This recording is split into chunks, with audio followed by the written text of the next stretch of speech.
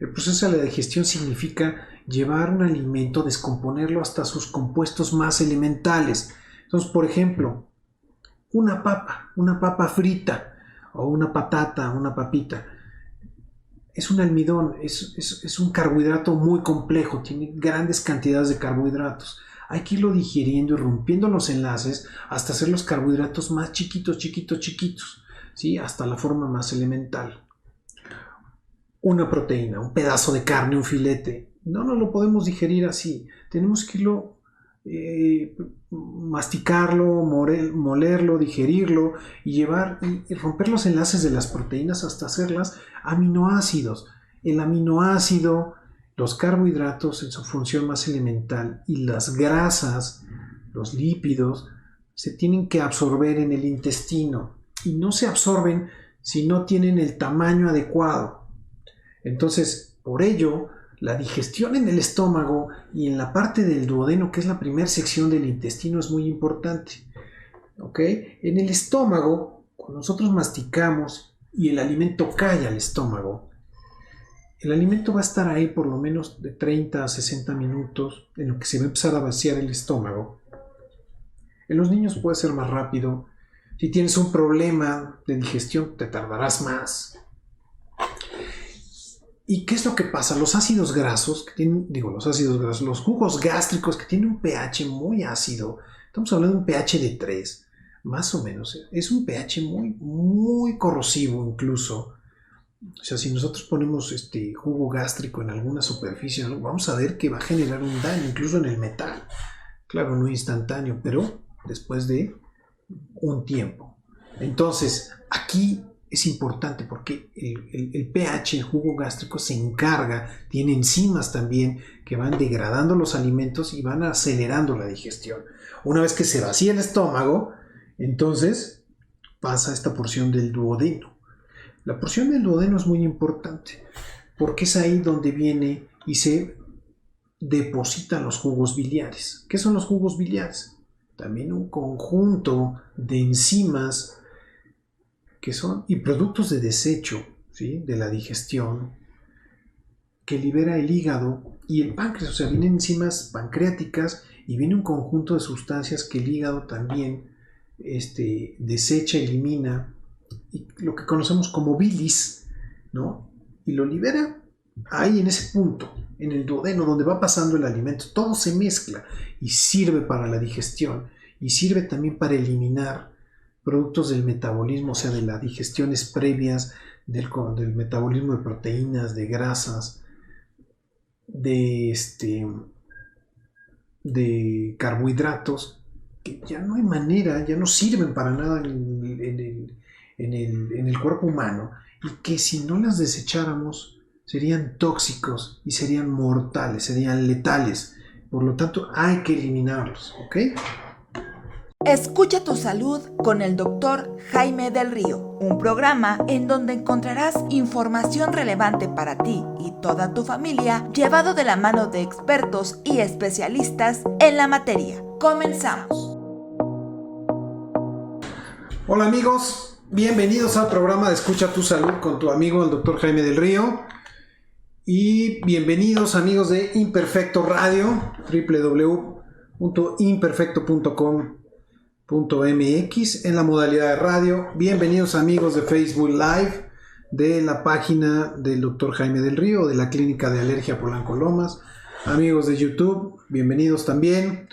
A todos los amigos que me escuchan también en podcast, en Google, en Spotify y en Anchor. Sean todos bienvenidos. Qué gusto estar nuevamente esta semana, última semana del programa de septiembre con ustedes. No se dan cuenta que ya el año está por terminar, y no lo digo más que en sentido figurado, porque después del 15 de septiembre, las últimas semanas que nos quedan se van como agua.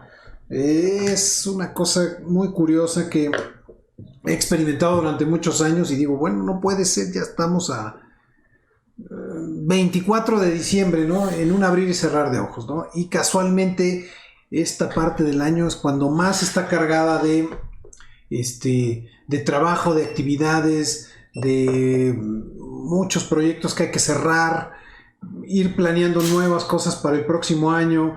Así que, pues vamos a darle con todo, vamos a cerrar bien este año. Ha sido un año complejo, complicado, un año difícil en el tema político, en el tema económico, en el tema de salud, por supuesto. Pero bueno, con muchas ganas siempre. Y bien, el día de hoy vamos a hablar de muchas cosas. La semana pasada estuvimos hablando de temas muy interesantes, ¿no? De los problemas que te genera el no dormir, de qué complicaciones puedes tener a futuro, ya sea desde diabetes, hipertensión, eventos cerebrovasculares, infartos, vaya. Eso fue muy interesante y levantó una gran cantidad de comentarios, les interesó mucho y pues el día de hoy vamos a hablar de otros temas que nos van a ser también de mucho interés. Fíjense bien que durante mucho tiempo, o prácticamente durante toda la vida, nadie se preocupa por cuidar su aparato digestivo, ¿no? Solo hasta que da lata. Ay, me duele el estómago. Ay, tengo colitis. Ay, estoy mal de la vesícula, ¿no? El colesterol se me subió, los triglicéridos. Pero antes de eso, miren, uno le pega con gusto, ¿sí? Es decir, lo maltratamos, nos malpasamos, tomamos pocos líquidos, consumimos bebidas azucaradas, refrescos, le metemos bebidas alcohólicas, ¿qué más les gusta? Comemos comidas procesadas, no, vaya, muchas cosas y entonces el que sufre principalmente con todo esto es el aparato digestivo. Y el aparato digestivo es un órgano muy complejo, un órgano que hay que cuidar, porque no hay trasplantes de aparato digestivo, ¿no? O sea, nada más por ponerlo en contexto, por decir alguna tontería de, ay, pues si no me cuido, que me lo cambien, mentira. Sabemos que en este país es una realidad que los trasplantes de órganos estamos en pañales comparados con otros países y que incluso están generando órganos por medio de células madre en ratones, cosas muy interesantes, ¿no? Pero bueno, esto viene a contexto de que cuidemos todos nuestros aparatos, nuestros órganos, porque no hay manera de que nos los cambien, ¿no? De hecho, hay muy pocos trasplantes hepáticos, hay pocos trasplantes de córneas, pocos trasplantes, no digamos de corazón, por supuesto, que es todavía un número sumamente inferior, ¿no? Y espero que algún día podamos hablar y tener las estadísticas o los números que tienen otros países, que de veras nos llevan décadas en este sentido. Simplemente desde la cultura del trasplante de órganos, ¿no? O sea, uno se quiere morir y quiere morir con todos sus órganos y ni siquiera ha pensado el donarlos, ¿no? Este acto de buena voluntad, de buena fe, de generosidad con otra persona que está en desgracia, que lo necesita y que uno ya no le va a servir.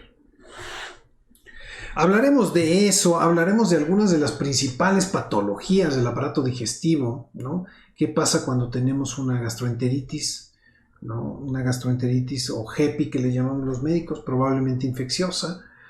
¿Qué pasa? ¿Por qué da? ¿Cómo se manifiesta? ¿Qué onda cuando de plano tenemos un cuadro de una diarrea importante y nos deshidratamos? ¿Quién sufre más? ¿Cómo nos reponemos? Todo eso es importante y todo está relacionado con el aparato digestivo. Primeramente quiero platicarles también de la viruela del mono. La viruela del mono y del COVID, ¿no? Nuestros dos frecuentes acompañantes del programa. De COVID voy a decir que afortunadamente cada vez es menos. ¿Sí? Es tanto así que en Estados Unidos, ya saben, o sea, prácticamente el uso de los cubrebocas ha quedado en desuso. Y en México, volviendo a las ambigüedades del manejo de la información, en teoría ya no deberíamos de usarlo en espacios públicos, abiertos, libres. Pero bueno, cada estado, depende qué normas dictamine, Lo que es un hecho es que todavía se sigue recomendando en lugares cerrados. No, yo creo que con eso que se queden, ¿no? Hay que seguir las indicaciones, las normas y listo, ¿no? Si ya lo hicimos más de 2 años y medio, pues que nos queda hacerlo un poco más, ¿no? Ahora, en cuanto a la viruela del mono, hay datos interesantes, ¿no? Les dije que les iba a traer una actualización. Esta es hasta el día lunes, hasta el día de ayer, 26 de septiembre. Y resulta que en el mundo hay 65,000 casos de viruela del mono. Van incrementando, poco a poco, pero ahí van incrementando. Está presente en 105 países y hasta el día de hoy solo 26, desgraciadamente solo 26 personas han fallecido. Un escenario completamente diferente a lo que hemos estado viviendo y huyendo del COVID, ¿no? En nuestro país, en México tenemos 1,600 contagios, o sea, de estos 65,000, esta pequeñita parte del pastel de 1,600, ¿no? Ya debe de andar por los 1,600, 1,700, probablemente más. Había alrededor de unos 400 que estaban bajo sospecha y hasta que no saliera el estudio que lo confirmara no podríamos contabilizarlos. Y de estos 1,600 pasaditos, casi 1,000 son en la Ciudad de México. Estamos hablando de 967, o sea, muy cerca de los 1,000 o quizá ya los pasamos. Jalisco, que es el segundo lugar, 215 casos. El Estado de México, 141. Y pongo cuarto lugar al Estado de Yucatán con 72. Estos números se van actualizando y seguramente habrá más para el día de hoy y mañana, por supuesto que habrá todavía más. Datos curiosos. El 98% hombres. Sigue habiendo una increíble dominancia del sexo o del género masculino. Y prácticamente cercano al 50% son hombres de 30 a 39 años. Gente joven, en edad de trabajar, gente muy activa, o debería ser muy activa. Y son los datos de la viruela del mono. Entonces, pues sigamos haciendo lo que hemos hecho en los últimos años, cuidándonos. ¿Sí? Si yo me enfermo, o sea, aquí viene ya la autoconciencia. Si yo estoy enfermo, si estoy viendo que algo está pasando, pues voy y me voy a aislar. Y si necesito apoyo, ayuda, pues voy a buscar a mi médico para que él se encargue de esto y vea si es necesario que yo mande a hacer mis estudios para la detección de la viruela del mono, ¿no? Bueno, vamos a otra cosa. Yo les decía que íbamos a platicar del aparato digestivo, ¿no? Y hacía este comentario de cómo lo menospreciamos, ¿no? Siempre nos preocupamos por la salud del corazón, porque es muy importante que no nos dé un infarto, que esté saludable. Nos preocupamos por los ojos, la vista. Una vez al año hay que revisarnos la vista, ir con el oftalmólogo. Nos preocupamos por la salud de los nervios o del sistema nervioso y tomamos vitaminas, pero nunca tomamos vitaminas ni tomamos nada ni nos preocupamos por el aparato digestivo, ¿no? Es un órgano sumamente importante, útil y único. El intestino empieza en la boca, ¿no? Con los dientes, con la lengua, todo lo que cubre a la cavidad oral, esta mucosa que es sumamente importante, la mucosa oral o la mucosa intestinal también, porque es la protección que tiene el intestino para varias cosas que vamos a ver. Y va bajando, ¿no? Entonces de la boca pasa a la laringe, a la faringe, después se conecta con el esófago, ¿no? Estas dos pequeñas porciones, estos segmentos, son los que compartimos con el aparato respiratorio, faringe y laringe. para respirar, para la fonación, para el habla, para muchas cosas. Pero ya a partir del esófago, que empieza a una altura como donde está la tráquea, en la parte está la manzana de Adán, más o menos por ahí, un poquito más abajo. Ahí empieza el esófago. Es un tubo largo, largo, que llega hasta el estómago. El estómago es esta bolsa, este saco, donde todo lo que comemos cae, llega para que sea digerido, ¿no? Prácticamente esa es su función. Platicaremos de las funciones de cada uno, cosa muy sencilla. Y del estómago, una vez que se ha hecho la digestión, va a pasar al intestino delgado. El intestino delgado está dividido en 3 segmentos, ¿sí? El duodeno, que es la parte más próxima al estómago, el yeyuno y el ilion. Ahora, ese es el intestino delgado. El intestino delgado da paso, se conecta con el intestino grueso, que es prácticamente el colon, ascendente, transverso y descendente, y se conecta finalmente a lo que es el recto, sigmoides y el ano, ¿ok? Entonces, desde la punta de la boca hasta la punta del ano, la salida, es todo lo que comprende el aparato digestivo. Y la salud de este órgano es importante. ¿Por qué? Porque es importante este órgano. Porque es el único órgano, vamos a hablar como todo un órgano, está compuesto de varios órganos, pero vamos a hablar como todo un sistema. Es el que se encarga de hacer y gestionar todos los procesos necesarios para que uno pueda ingerir un alimento, procesarlo, digerirlo, digerir, procesar, absorber y eliminar las sustancias que no nos son útiles. En esta absorción van los nutrientes, van los líquidos que son muy importantes, ¿sí? Van oligoelementos como sales, micronutrientes, ¿de acuerdo? Y dentro del intestino además hay una cosa súper importante que es el equilibrio de la flora bacteriana. Que la flora bacteriana le vamos a dedicar un espacio también importante del programa, porque una flora bacteriana normal, sana, impacta en toda la salud de todos los aparatos, de todos los órganos, del sistema inmunológico, de todo lo que ustedes quieran. Cada vez hay más estudios donde se encuentra que las bacterias que están en el intestino pueden estar incluso en la sangre, y vaya, al ser bacterias que no son dañinas, no nos preocupamos, ¿no? Esto quiere decir que la información que se colecta, que se genera en este tubo, es un tubo hueco, tiene una repercusión en toda la economía, en todos los órganos del cuerpo, ¿ok? Entonces, ¿qué es el aparato digestivo? Pues es este órgano que se encarga de los procesos de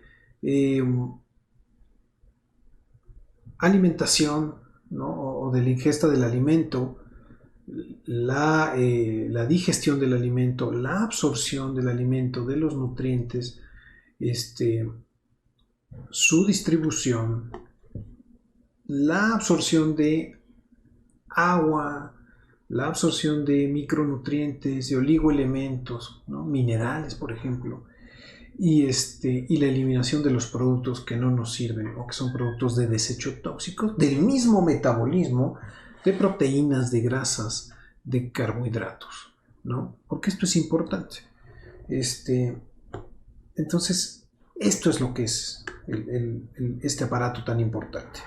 ¿De qué se compone? Nuevamente, recapitulamos, ¿no? Cavidad oral y todo lo que hay en la boca, ¿no? Los dientes son importantes.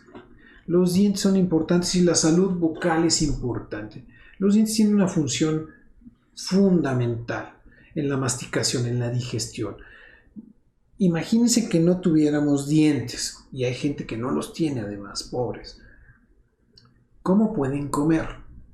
O sea, el alimento no viene digerido, el alimento no viene hecho pasta, esta pasta que formamos en la boca con la saliva, y que creen que la saliva tiene enzimas proteolíticas, enzimas que van rompiendo ya los enlaces de las proteínas para empezar la digestión desde el primer bocado. O sea, para que cuando llegue al estómago sea mucho más fácil la digestión. ¿Ok? Entonces, Las personas que no tienen dientes, que no tienen muelas, que no pueden moler y masticar, tienen un problema de digestión siempre. Les cuesta más trabajo, es más pesada, algunos alimentos los tienen que moler, licuar, tomarlos en especie de jugo o de papilla. Vaya, afortunadamente hay cosas y procedimientos que podemos adelantar, pero pues vaya, no es lo más sano. Pues cuiden sus dientes, acudan a su dentista 1 o 2 veces al año por lo menos a revisión. Es importante pues evitar caries. Es importante mantener todas las piezas íntegras, o sea, tratar de rescatarlas pues, si están picadas y no solo solicitar que nos las extraigan. Hay 2 denticiones durante la vida del ser humano. La primera dentición, que es aquella que sale en los primeros años de la vida, y salen a los 6 meses de vida aproximadamente, los incisivos, estos dientes de conejo, tanto superiores como inferiores. Y estos son los que permiten, junto con los colmillos, de cortar y desgarrar carne, por ejemplo, o algunos alimentos que son muy duros o fibrosos. Y después vienen todos los molares, primer molar, segundo molar, o sea, primer premolar y luego segundo premolar y luego vienen los molares. Acuérdense que el ser humano puede tener hasta 4 molares, no es lo habitual. Normalmente nos quedamos en 3 molares y 2 premolares, ¿no? Y cuando hay más, como el 4º molar, es cuando ya no cabe, porque la evolución del ser humano, antes piensen que el ser humano consumía carne cruda, tenía que morder, desgarrar la carne incluso cruda, hasta que empezaron a aprender el fuego, empezaron a manejarlo y empezaron a ver que cocinar los alimentos los hacía más blandos, eran más fácil comerlos. Entonces el último molar, para masticar y masticar esta carne que estaba cruda, pues ya no tenía mucha función. Entonces, como una parte de la evolución del ser humano, fuimos perdiendo estas piezas dentales. Hay personas que las siguen presentando, presenta 1, 2 o hasta los 4 molares, ¿no? Entonces, resulta que este tercer molar, estaba hablando del 4º, estoy equivocado, es el tercer molar, pues normalmente ya el tamaño, la capacidad en la cavidad oral también ha disminuido. Antes los hombres que descendíamos, nuestros antepasados que descendían de los primates, pues eran muy trompones, por decir algo, ¿no? Tenían como muy estirada la cara y esto permitía que tuviéramos más piezas dentales. Entonces, como a raíz de que no las necesitamos y también a que ha evolucionado el hombre, la cavidad oral se hace más pequeña, más estrecha, entonces no caben, por eso hay que quitarlos, ¿no? Porque si no empiezan a doler, empiezan a presionar y mueven incluso toda la dentición. Entonces, la salud dental es importante y yo les recomiendo que sí estén pendientes siempre de ella. Los niños, cuando empiezan a tener su dentición a los 6 meses y que va saliendo conforme van creciendo, después vienen los colmillos, los premolares, el primer molar, y luego van creciendo. Estos dientes no son permanentes, se pierden, se van perdiendo durante los siguientes años de la vida. Normalmente empiezan a los 6 años, los empiezan a perder hasta los 12, hasta la adolescencia. Y los dientes que salen son dientes permanentes. Y eso sí hay que cuidarlo sí o sí, porque ya no hay otro diente, ya no sale nada más. Y si se pica, se pierde, se daña la pieza, pues habrá que ingeniárnosla, poner un implante, una corona, lo que sea, para seguir teniendo nuestras piezas dentales y que sigan haciendo esta función. Entonces, bueno, ahí tenemos la función de la masticación. Y además, la saliva, yo les decía, en la saliva tenemos unas enzimas que se llama tripsina, que es una sustancia que empieza ya a degradar, a digerir las proteínas, a romper esos enlaces. Las proteínas son importantes, pero ningún alimento, y sí, quiero recalcarlo, ningún alimento que consumimos lo vamos a absorber tal cual, o sea, es imposible. Tenemos que digerirlo. El proceso de la digestión significa llevar un alimento, descomponerlo hasta sus compuestos más elementales. Entonces, por ejemplo, una papa frita o una patata, una papita, es un almidón, es un carbohidrato muy complejo, tiene grandes cantidades de carbohidratos. Hay que irlo digiriendo y rompiendo los enlaces hasta hacer los carbohidratos más chiquitos, ¿sí? Hasta la forma más elemental. Una proteína, un pedazo de carne, un filete, no lo podemos digerir así. Tenemos que irlo, masticarlo, molerlo, digerirlo y llevar y romper los enlaces de las proteínas hasta hacerlas aminoácidos. El aminoácido, los carbohidratos en su función más elemental y las grasas, los lípidos, se tienen que absorber en el intestino y no se absorben si no tienen el tamaño adecuado. Entonces, por ello, la digestión en el estómago y en la parte del duodeno, que es la primera sección del intestino, es muy importante. ¿Ok? En el estómago, cuando nosotros masticamos y el alimento cae al estómago, el alimento va a estar ahí por lo menos de 30 a 60 minutos en lo que se va a empezar a vaciar el estómago. En los niños puede ser más rápido. Si tienes un problema de digestión, te tardarás más. ¿Y qué es lo que pasa? Los ácidos grasos, los jugos gástricos que tienen un pH muy ácido, estamos hablando de un pH de 3, más o menos, es un pH muy corrosivo incluso. O sea, si nosotros ponemos jugo gástrico en alguna superficie, vamos a ver que va a generar un daño, incluso en el metal. Claro, no instantáneo, pero después de un tiempo. Entonces, aquí es importante porque el pH, el jugo gástrico, se encarga, tiene enzimas también que van degradando los alimentos y van acelerando la digestión. Una vez que se vacía el estómago, entonces pasa esta porción del duodeno. La porción del duodeno es muy importante porque es ahí donde viene y se depositan los jugos biliares. ¿Qué son los jugos biliares? También un conjunto de enzimas que son y productos de desecho, ¿sí? De la digestión que libera el hígado y el páncreas. O sea, vienen enzimas pancreáticas y viene un conjunto de sustancias que el hígado también desecha, elimina, y lo que conocemos como bilis, ¿no?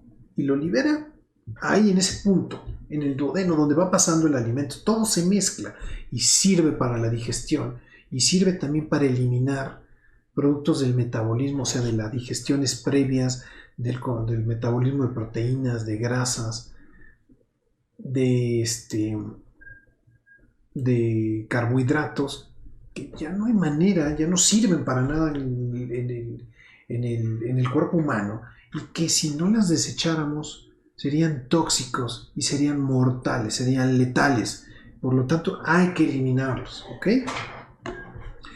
Bueno, un punto importante, y aquí quiero hacer una mención especial, que muchas de las personas que estamos aquí, me incluyo, sufrimos de trastornos como gastritis, ¿no? Vamos a llamarlo así, el término más comúnmente utilizado, ¿no? Si van con un médico les va a decir, no, pues tienes una enfermedad acidopéptica o tienes una enfermedad por reflujo gastroesofágico, ¿no?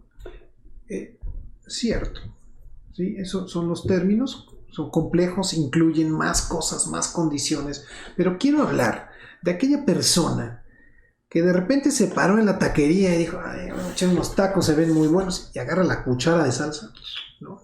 Y el limón, y a darle, y rico, y además le agregamos ¿qué te gusta? Una cerveza o un agua de limón, algo así ácido, ¿no?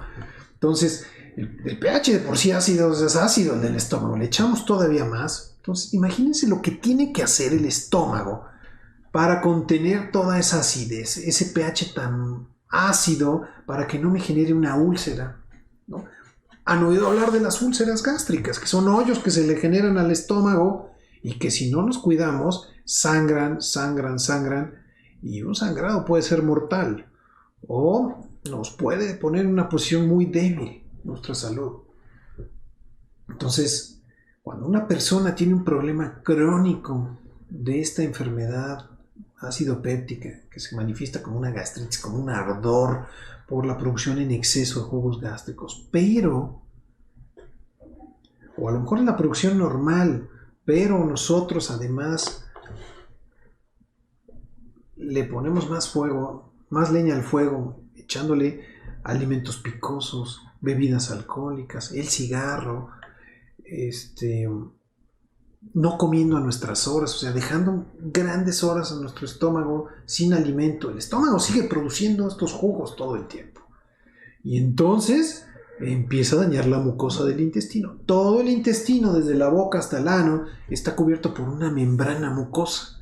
Esta membrana mucosa es como un impermeable que evita que todos los jugos gástricos o todo el alimento que va pasando por el intestino se mantenga ahí y no dañe y no se pegue, y las bacterias que lleva el alimento, porque lo consumimos con bacterias, además muchas de ellas se van a morir en el estómago con el pH tan ácido del jugo gástrico, pero otras van a sobrevivir.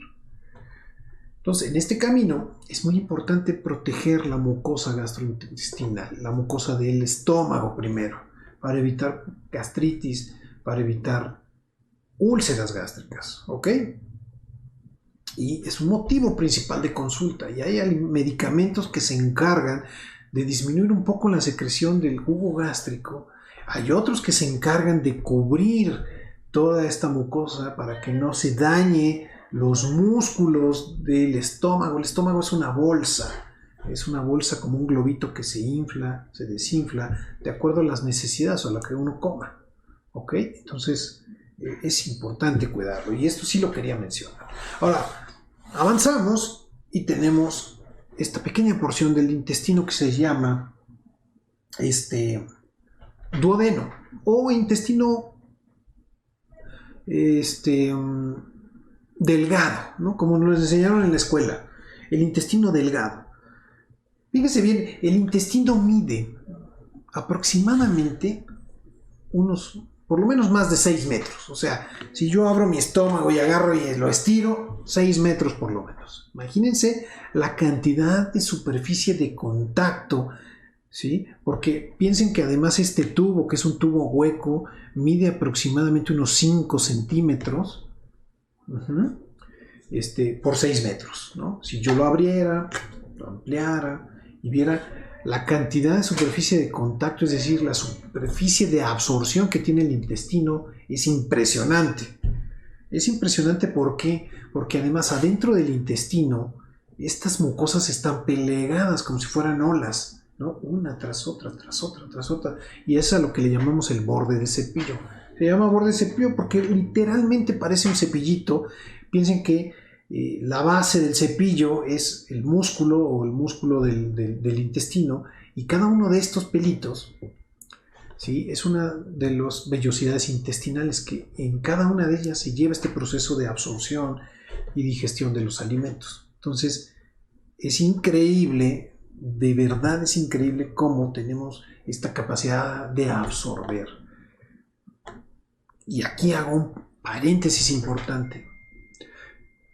Han oído hablar, sé que han oído hablar, conocen o han visto, por lo menos en algún lado, a las personas que tienen intestino corto, ¿no? O aquellas personas que tienen una apendicitis y que de repente, ¡chin!, ya le dio peritonitis porque reventó el apéndice. Que el apéndice es una parte de es un remanente que hay en la unión entre el intestino delgado y el intestino grueso. Hay una remanente que es una pequeña tripita, es el apéndice. A veces ese apéndice se tapa y se empieza a inflamar y revienta. Y entonces revienta toda la materia fecal al intestino y produce una peritonitis, o sea, una inflamación del intestino y de las capas que cubren el intestino. La cubren 3 capas principalmente. Son importantes, sí, muy importantes, porque estas capas mantienen como aislado en una bolsa todo nuestro intestino, estos 6 metros de intestino, ¿ok? Y si se rompe algo ahí adentro, sangra, se empieza a empaquetar, tratan de mantener un equilibrio en este medio en este medio interno, en este medio, en la cavidad abdominal. Y entonces, cuando estas membranas se inflaman, o un evento como una infección, como un sangrado, nos produce una peritonitis, ¿ok? ¿Y qué pasa cuando se genera esta inflamación? Pues empiezan a generar como plastrones, ¿sí? El intestino empieza a paralizarse, se deja de mover, o sea, hay una serie de consecuencias impresionantes y que si no se atiende, pues naturalmente es mortal. Pero incluso una vez atendiéndolo, y si hemos dejado pasar mucho tiempo, tendremos secuelas. Secuelas como cuáles, como parálisis intestinal, ¿no? O una cosa que conocemos como semi-obstrucción intestinal. Lo que pasa es que, al igual que en cualquier lado, ustedes piensen que cuando se cortan una parte del brazo, la pierna, la cara, me deja una cicatriz. Pues aquí también, si adentro del intestino se inflama, genera una cicatriz. Y no es que se vea una cicatriz, sino que lo que hace es que va disminuyendo el calibre de los intestinos, o los intestinos como que se pegan, crea fibrosis, y esto no hace que el líquido fluya de la mejor manera o la manera más adecuada, y a veces se obstruye el intestino. Entonces hay que ayudarlo, hay que moverlo, hay que desimpactarlo, hay que hacer muchas cosas para que la digestión vuelva a ser normal. Entonces, una de las secuelas de tener un cuadro de este tipo es una peritonitis. Y de tener una peritonitis es un cuadro de obstrucción intestinal, ¿ok? Y puede ser un problema bastante serio, ¿no? Esta secuela.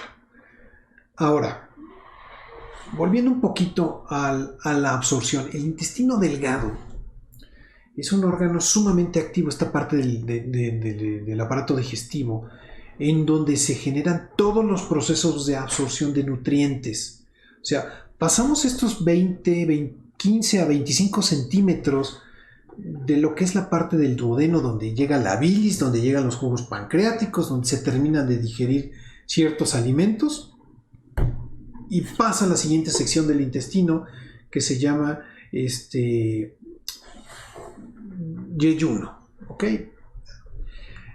Olvídense el nombre, pero pasa a la siguiente sección y empieza la absorción, y una absorción bastante activa de todos los nutrientes, de proteínas, de vitaminas, de agua.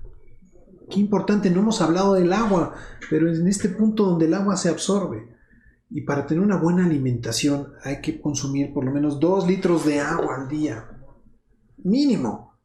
No agua de sabor, no refresco. Agua pura, agua sin nada, sin azúcar, sin nada. No jugo, no juguitos, no bebidas azucaradas. Solo agua. Si quieren tomar, además de estos 2 litros, algo más, bienvenido, pues adelante. Pero cuiden también que no tenga exceso de azúcares, porque es una moda y desde hace muchos años pretendemos y acostumbramos a nuestro paladar, a consumir bebidas azucaradas, ¿no? Desde los juguitos de bebé, que está muy mal también que tomen juguitos los bebés, hasta los adultos y los niños que tomamos refresco, y refresco para todo. Es una porquería el refresco, ¿no? La cantidad de azúcar que tiene el refresco es impresionante. O sea, por lo menos de 1 litro de refresco que nos tomamos, la tercera parte de ese bote o hasta la mitad son azúcares. Es azúcar, cucharadas de azúcar. Después le ponen carbonatos y le ponen un montón de cosas. Vaya. Lejos de ayudarnos, lejos de hidratarnos, nos deshidrata. Lejos de servir, nos descompone. ¿Ok? Por decirlo en una sola palabra. Entonces, bueno, la absorción de los líquidos, del agua, de las vitaminas, vitamina D, calcio, de otros iones que son importantísimos para la vida, todo se va absorbiendo ahí. Y es en este punto, además, donde viene la flora bacteriana que es sumamente importante. Hablar de una buena nutrición pasa necesariamente por hablar de una buena flora intestinal, ¿ok? Muchos de los alimentos que consumimos tienen las vitaminas que nosotros necesitamos, ¿no? Vitamina A, C, calcio, zinc, selenio, etc. Los absorbemos, pero muchas otras no, particularmente la vitamina D. La vitamina D, que es sumamente importante para el sistema inmunológico, pero sumamente importante también para la osificación o la calcificación de los huesos, para tener huesos sanos, ¿sí? Entonces, esta vitamina D la requerimos, entre otras cosas, del apoyo de ciertas bacterias para que nos ayuden a digerir ciertos alimentos y que nosotros podamos absorber la vitamina D. O sea, la vitamina D no viene sola, entonces viene como como un pre-metabolito o una pre-vitamina D. Hay que digerirla, hay que absorberla, hay que distribuirla y además para activarla necesitamos de los rayos ultravioleta, o sea, de estar en el sol. Entonces las personas que no están en el sol tienen problemas, una enfermedad que se llama raquitismo, ¿no? Son huesos débiles porque no osifican, porque no tienen esta vitamina, ¿no? Por decir algo, es un ejemplo. Entonces, así tenemos muchos procesos de nutrición que se llevan a cabo en el intestino. Y hablemos de flora bacteriana sana, normal, y de flora bacteriana patógena, ¿ok? En los últimos 15, 20 años cada vez se dan más estudios y estudios y estudios donde investigan pues lo que comemos, lo que eliminamos, cómo está la flora bacteriana, qué bacterias hay en una y en otra, con qué se relaciona una buena alimentación y otra no. Fíjense bien, las bacterias, esta microbiota que es la flora bacteriana, en un individuo sano que come frutas, verduras y una alimentación regularmente balanceada, pues vamos a encontrar ciertas bacterias, ¿no? Lactobacilos G, lactobacilo de muchos tipos, algunos enterococos. Estas son bacterias buenas. Estas bacterias no nos dañan, no nos producen enfermedades, no nos inflaman el intestino y lejos de generarnos un problema, nos ayudan además. Nos ayudan primero porque las bacterias malas, las bacterias que nos comemos, que vienen en los alimentos que no están con la mejor higiene, como E. coli, como Vibrio cólera, como Shigella, Salmonella, las atacan, o sea, tienen un trabajo de inhibición competitiva. O sea, si yo tengo una colonia de bacterias buenas y me llegan por ahí unas cuantas bacterias como estas que les mencioné, patógenas, pues lo que hacen es que primero no hay nutrientes para alimentar a las que llegaron. Y en segundo lugar, pues lo siento, yo tengo ocupado todo el intestino, ¿no? O sea, tú no cabes aquí. Entonces, en este proceso de inhibición competitiva, pues las matan, se eliminan, ¿no? Además, el intestino tiene una capacidad increíble para protegernos de estos patógenos, de estas bacterias. ¿Por qué? Porque hay anticuerpos que están pegados en todo el intestino. Es decir, nosotros tenemos anticuerpos en todo el tracto gastrointestinal que están pegados, hagan de cuenta que son como estrellitas que están ahí esperando que llegue una bacteria para atacarla, ¿ok? ¿Y están en dónde? En la mucosa gastrointestinal, en esta capa de moco que cubre todo el intestino, ahí, como minas en el mar, ¿sí? Los que hemos visto películas de barcos submarinos, identificamos cómo están las minas en el fondo del mar, cómo va pasando y se le pega, pues así, más o menos. Entonces, es muy importante tener una buena flora bacteriana, ¿de acuerdo? ¿Cómo puedo tener una flora bacteriana sana, normal? Con estos pasos muy sencillos. Hay que tomar muchos líquidos, agua, hay que comer frutas, hay que comer verduras. ¿Por qué frutas y verduras? Insisto, porque es la fuente, el alimento natural de estas bacterias. Entre más frutas y verduras coma, voy a tener un mejor crecimiento y unas bacterias, una microbiota más sana. ¿Qué pasa si yo como muchas grasas? si tomo refresco, alcohol, toda esta dieta que esto completamente alterada, normal, solo quiero comer quesadillas, gorditas, no, ¿qué voy a tener? Van a crecer otras bacterias como Clostridium, como Klebsiella, y estas bacterias inflaman mi estómago, lo dañan crónicamente y me pueden generar problemas de digestión, pero también problemas importantes como divertículos, que es la formación de unos pliegues que pueden sangrar en el colon o en el intestino del grueso principalmente. ¿Ok? Bueno, vamos bajando y vamos ya llegando a la parte del colon. El colon, ¿de qué se encarga? De terminar de absorber prácticamente todo el agua que nos queda. Y es ahí donde las heces fecales adquieren esta consistencia ya dura o más pastosa, dependiendo de la dieta de cada quien, si hay fibra o no hay fibra. Y entonces va pasando por este colon, que es todo este marco. Y que si no tenemos esta buena alimentación, si no consumimos suficientes líquidos, si comemos en exceso irritantes, si somos unas personas que nos estresamos con mucha facilidad y no sabemos controlar, pues todo eso va a hacer que durante todo el proceso de digestión el bolo alimenticio que se formó en la boca y que va bajando, va siendo líquido, líquido, líquido, líquido, pasa por el intestino delgado, se va haciendo menos líquido, con un poquito más sólido, y va pasando al colon y finalmente lo que ya conocemos todos. Pues bueno, me va a generar una colitis. Y hay una gran cantidad de personas que están aquí que sufre de colitis, ¿no? Colitis nerviosa, colitis por quién sabe qué, colitis porque hay miles de causas, ¿no? Pero realmente la parte fundamental del tratamiento de una colitis es una buena alimentación. Una vez ya que me da la colitis, yo puedo tomar ciertos medicamentos que me van a ayudar a disminuir la producción de gas. Estas bacterias producen una gran cantidad de gas y entonces al rato estamos como globos, nos duele, nos estreñimos y además nos duele ir al baño. Entonces uno está así como entre la espada y la pared, como la espada de Damocles.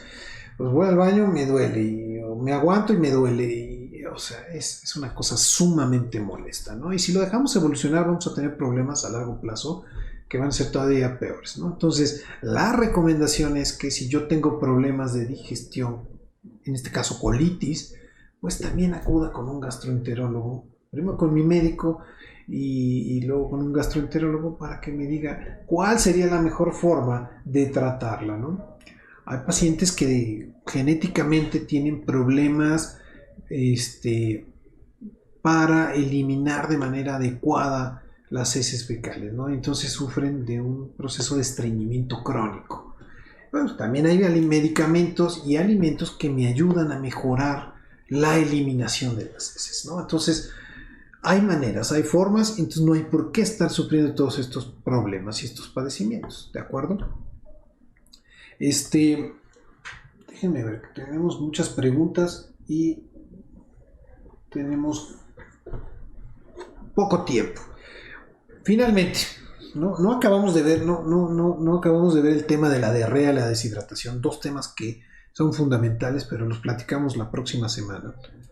Una condicionante para todo esto que agrava todo este proceso es el embarazo. ¿Y cómo sufren las mujeres embarazadas? Pobrecitas. ¿Por qué? Porque piensen ustedes, los hombres y las mujeres que ya fueron mamás, ¿cómo va creciendo en nuestro vientre un pequeño de 9 kilos? Perdón, de 9 kilos, de 3 kilos promedio, 2,5. Y va desplazando todo lo que yo tengo en el vientre, lo va desplazando a los lados. Entonces el intestino se desplaza también, se mueve, y entonces cada vez hay menos espacio.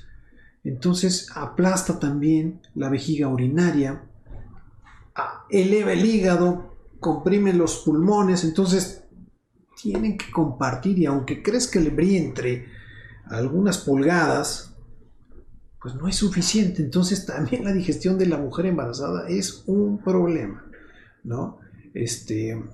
Comen, normalmente lo que hacen es comen poquito más veces, toman líquidos, la dieta ya no es tan sólida, todo eso ayuda un poquito para que puedan mejorar su digestión, ¿no? Entonces, bueno, vamos a dejar ahí, vamos a responder algunas preguntas. Entonces, simplemente algo que quiero dejar muy claro, que no es lo mismo estos tres conceptos, y a ver si los sacamos rápido. No es lo mismo nutrición, no es lo mismo que nutriente, y no es lo mismo que alimentación. La alimentación es todo este proceso fisiológico que les platiqué desde que mordemos un alimento hasta que lo eliminamos. Y esto incluye la masticación, el paso al estómago, los jugos gástricos, la bilis, el páncreas, los jugos pancreáticos, la absorción de los nutrientes, la eliminación de estas sustancias tóxicas y el aprovechamiento de los nutrientes, que es muy importante, la energía, las vitaminas, los minerales. Eso es todo esto que se conoce como nutrición. Un nutriente es tan solo un compuesto químico que tiene ciertas propiedades que me van a ayudar a tener una buena nutrición, ¿ok? Entonces, es ahí como la disyuntiva. A veces los queremos manejar como sinónimos y no lo son. Ahora, gracias a todos por sus comentarios. Quiero brindar un momento muy especial porque hace muchos años, muchos años, tuve la fortuna de conocer a mi hoy esposa. Nos estamos festejando nuestro aniversario y es una historia que empezó desde adolescente, ¿no? Entonces es una historia muy padre. Así como, claro, mentiría si les dijera que es color de rosa, pero es una historia muy bonita que la verdad hasta el día de hoy pues soy de aquellas personas, aquellos afortunados que están casados con su primer amor y que siguen siendo felices, ¿no? Y que cada vez es más difícil eso y que cada vez es más difícil mantener una relación así por tanto tiempo. Así que desde aquí todo mi cariño, todo mi amor a mi esposa.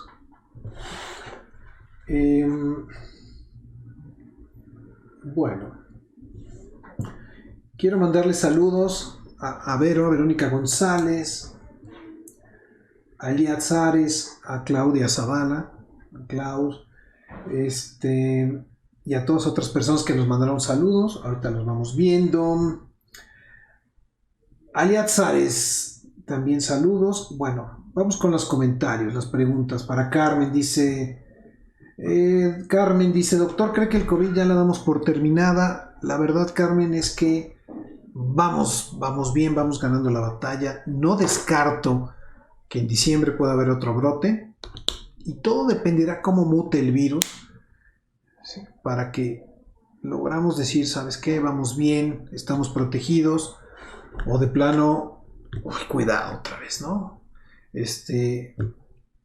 Esperemos que con un poco de suerte y con un buen sistema inmunológico y que se den las condiciones para que el virus no vuelva a ser tan virulento y sigamos teniendo virus, COVID, como tenemos influenza, y que sí, desgraciadamente va a afectar a muchas personas, pero que no va a ser tan letal.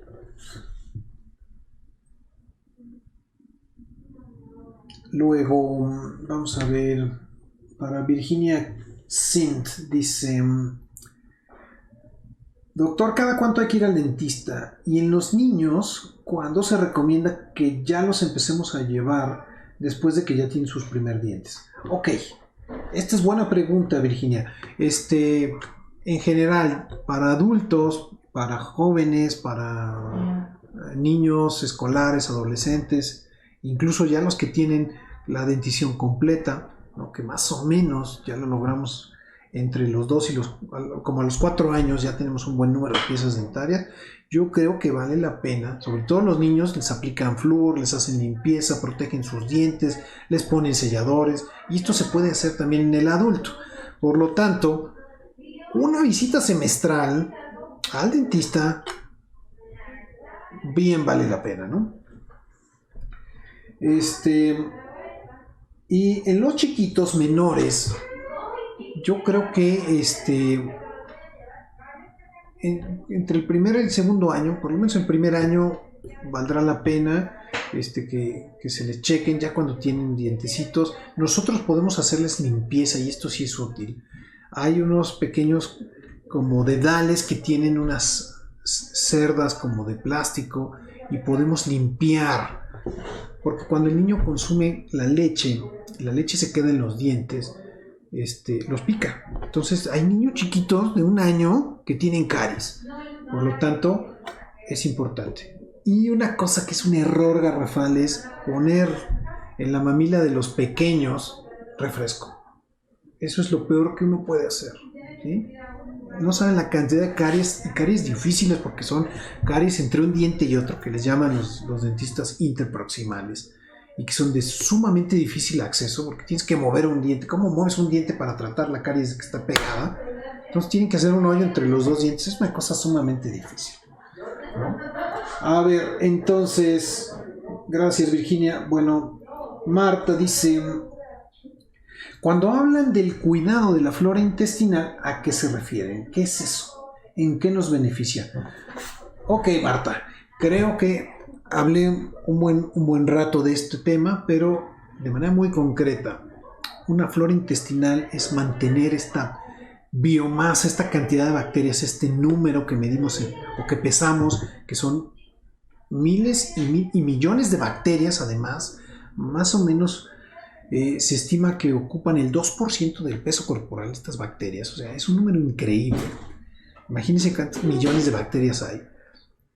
Y que ya dijimos que nos ayudan a los procesos de digestión, de producción y de absorción de vitaminas y nutrientes, que además participan en los procesos inmunológicos, de defensa, de protección y de transmisión de la información, ¿sí? Es muy curioso. El otro día estaba viendo una nota de cómo ahora están probando probióticos. O sea, estas bacterias, hay unas bacterias que están relacionadas con el equilibrio del peso corporal. Entonces uno consume, en un estudio que hicieron, grupo control, un grupo de pacientes a los que les dieron la misma dieta, una dieta normal, y a otro le agregaron estas bacterias, estos probióticos, que ya los venden además. Y durante 1 año se los estuvieron dando. Y resulta que los que comieron estas bacterias, pues lograron tener una disminución de la cintura abdominal comparado con los que no la consumieron. Y que lograron disminuir de manera significativa. Y a significativa me refiero a que la diferencia que había entre y matemáticamente era estadística. O sea, yo te puedo decir significativo para el estudio era, ¿sabes qué? Los que consumieron esto bajaron 1.5 centímetros de talla y estos no. Entonces vas a decir, ay, 1.5, oye, por favor, ¿no? Pues no, en el modelo matemático es significativo. Entonces, tienen muchas funciones. Y hay bacterias que me ayudan para las defensas bronquiales, para las defensas gastrointestinales, o sea, naturalmente para la defensa gastrointestinal. Veamos. Ceci dice: doctor, ¿los bebés a partir de cuándo hay que limpiar la boquita? Bueno, eso ya lo dijimos, Ceci. A partir de que empiezan ya los primeros dientes a brotar, hay que utilizar este cepillito y limpiar solo con agua, no pasta, no nada, agüita.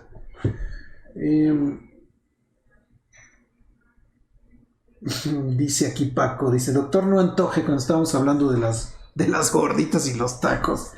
Claro que sí, Paco dice: le estoy escuchando y ya se me antojaron los tacos al pastor con salsita verde, jaja. Dice: excelente tema. Y considero que muchos de nosotros comemos porque sabe rico, mas no entendemos que eso de lo que metemos al cuerpo nos hace mucho daño. Yo creo que a mí me encanta la salsa y bueno, la cantidad de chile que comí era impresionante. Pero pues, ya empecé a sufrir, empecé el cafecito, la salsita, cada vez menos. Y ahora ya como muy poco. Entonces hay que medirse. el mexicano es un sujeto muy curioso porque no entienden en el mundo cómo la comida, si no tiene picante, no nos sabe, ¿no? Cuestión de paladares. Pero realmente yo estoy de acuerdo que la comida pues sabe mejor si lleva picante, ¿no? Hay que medirse. A ver, dice Maribel, bueno, saludos a Maribel, dice, yo tengo gastritis y aunque no coma a veces y me duele y me arde mi estómago. Dice, yo tengo gastritis, perdón, y aunque no coma, a veces me duele y me arde el estómago. Aunque no coma, supongo picante, Maribel, o algo así, ¿no? Un irritante. Cuando la mucosa del intestino está tan lastimada, tan adelgazada, esta membrana que nos cubre esta mucosa, pues el mismo jugo de la producción diaria natural, pues nos daña y va erosionando el músculo, entonces nos duele, nos arde. Pero llega un momento en el que está tan dañado el músculo o el esófago que ya uno ya ni siquiera siente y se sigue quemando y se sigue generando esta úlcera. ¿Okay? Hay que tener cuidado, no dejarlo. Dani dice, ¿qué piensa de los ayunos intermitentes? ¿Sí los recomienda o le hacen daño a nuestro cuerpo? Bueno, el ayuno intermitente es un tema muy, muy interesante, ¿no? Entiendo que funciona para el tema de acelerar el metabolismo, tener una mejor procesos de digestión y sobre todo de absorción o de utilización de las grasas y de los que se van acumulando. Entonces eso nos ayuda a mantener un metabolismo mucho más activo, más eficiente. Sin embargo, hay que considerar esto. Yo no lo recomendaría para las personas que tienen problemas de gastritis, porque vamos a estar, y he visto varios esquemas de 14, 16, 12 horas sin alimento. Entonces, nosotros no le podemos decir al estómago, ¿sabes qué? Espérate, no vas a comer hasta las 2 de la tarde, porque desde que se levanta, que empiezan nuestras funciones, 6 de la mañana les gusta, pues empieza a secretar jugo gástrico y empezamos a tener hambre. Entonces, pues sí puede causarnos, por supuesto, una erosión de la mucosa gastrointestinal, una gastritis. Dice doctor Carlos, dice, en los niños, ¿cuándo se les recomienda dar cosas dulces o picosas? ¿Es bueno? Lo mismo, Carlos, aquí, o sea, hay que tener como medido esto, controlarlos, o sea, dulces que piquen poquito, no todos los niños además los consumen, hay que respetar a las personas que no comen picante, pero ya cuando se vuelve un problema, ya cuando vemos que esto está generando un daño, un efecto fisiológico, hay que dejarlo por la paz, ¿no? ¿Desde cuándo? Es muy, muy variable, ¿no? Yo podría decir, ¿no? ¿Sabes qué, Carlos? A los 6 años, pero yo he visto niños chiquitos de 4, de 5 años que están comiendo paletitas de chile, ¿no? Entonces, es un tema muy cultural también. La diferencia, Sandra dice, la diferencia entre una gastritis y una colitis. ¿Cuál es la diferencia? Bueno, primero el segmento que está afectado. Uno es el estómago y otro es el colon. Y a pesar de que estén prácticamente en cercanía, casi pegados, pues antes de llegar al colon hay que pasar todo el intestino delgado. Entonces, es una inflamación. En ambos casos, el estómago particularmente va a arder, va a quemar, y el colon particularmente va a generar gas y dolor. También duele cuando quema, también duele el estómago o el esófago, ¿ok? Entonces son diferentes segmentos. Sí hay diferencia. Sandra, dice Sandra también, excelente programa. Gracias, Sandra. Vámonos ya con los últimos comentarios. Doctor, muchas felicidades por ser de la vieja escuela de los románticos y que siga feliz con su esposo y familia. Saludos, enhorabuena, Carlos.